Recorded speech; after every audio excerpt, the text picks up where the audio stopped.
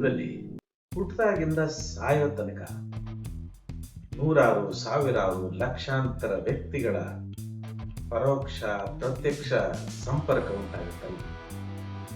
ವ್ಯಕ್ತಿಗಳ ಮಾತ್ರಗಳಲ್ಲ, ಸನ್ನಿವೇಶಗಳು, ವಸ್ತುಗಳು, ಚಿತ್ರಗಳು, ಪ್ರಕೃತಿ, ಸಿನಿಮಾಗಳು, ಹೀಗೆ ಸಾವಿರಾರು ನೂರಾರು ಲಕ್ಷಾಂತರ ವಿಚಾರಗಳು ಎದುರಾಗಿ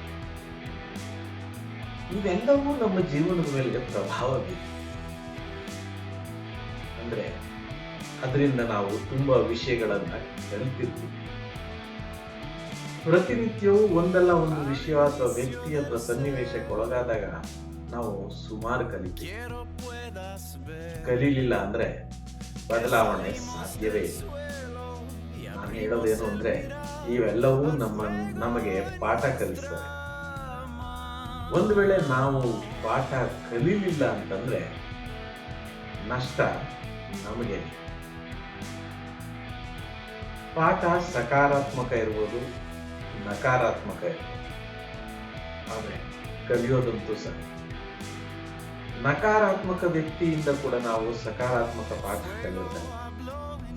ಯಾರನ್ನಾದ್ರೂ ನಕಾರಾತ್ಮಕ ವ್ಯಕ್ತಿಯನ್ನು ನೋಡಿದಾಗ ನಾವು ಹೀಗಿರಬಾರದು ಅಂತ ಕಲಿಯೋದು ಕೂಡ ಪಾಠವೇ.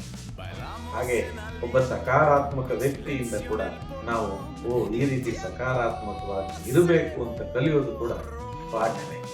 ಒಟ್ಟಿನಲ್ಲಿ ಜೀವನವಿಡೀ ಪಾಠ ಕಲಿತಾನೆ ಸಾಯೋವಾಗ್ಲೂ ಮುಗುಳ್ನಗುತ್ತಾ ಸಾಯ್ಬೇಕು ಅಂತ ಎಷ್ಟೋ ಜನರ ಸಾವನ್ನು ನೋಡಿದಾಗಲೂ ಗೊತ್ತಾಗುತ್ತೆ. ಹೌದು ಅಲ್ವಾ?